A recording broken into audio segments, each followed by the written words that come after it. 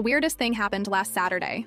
I was at Target, my emotional support store, don't judge, picking up some new sheets because I finally decided to get rid of the gray ones Derek always said brought out the blue in his eyes. Gag. I was debating between sage green and terracotta when I noticed a woman staring at me from the end of the aisle.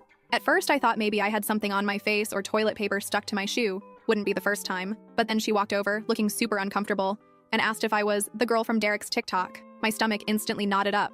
It's one thing to be humiliated online. It's another to be recognized by strangers at Target on a random Saturday while wearing no makeup and yesterday's messy bun. Before I could even respond, she launched into this awkward apology, saying she'd been one of the people who commented something mean on the original video but felt terrible after seeing Derek's public apology and realized how wrong cyberbullying is, her exact words. I just stood there clutching my terracotta sheets, decision made by panic apparently, while the stranger had her character development moment in the home goods section. When she finally stopped talking, I managed to say thanks, it's fine, good talk, and speed walk to checkout. Sat in my car for 20 minutes afterward with the AC blasting even though it was only 62 degrees outside.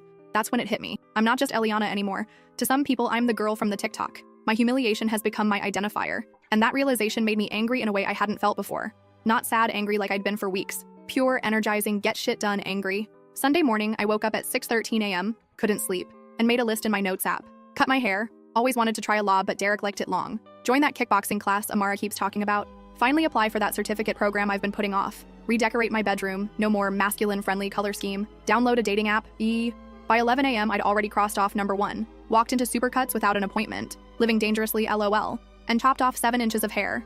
The stylist kept asking if I was sure. If I needed more time to think about it. If someone had talked me into it. Told her nope. Just needed a change. She didn't need to know I was mentally naming each snip of the scissors after something Derek had said to me over the years. You'd look better with more defined eyebrows. Snip. No guy wants a girl who eats more than him. Snip. Your laugh is kinda loud sometimes. Snip. When she spun me around to see the final result, I barely recognized myself. In a good way. My neck felt lighter. My head felt lighter. Hell, my whole being felt lighter. Posted a selfie on Instagram when I got home. Just me with my new hair, sunlight from my kitchen window, and the caption, "New month, new me." Within an hour, it had 87 likes, including from Xavier and 2 of Derek's other friends. Petty satisfaction?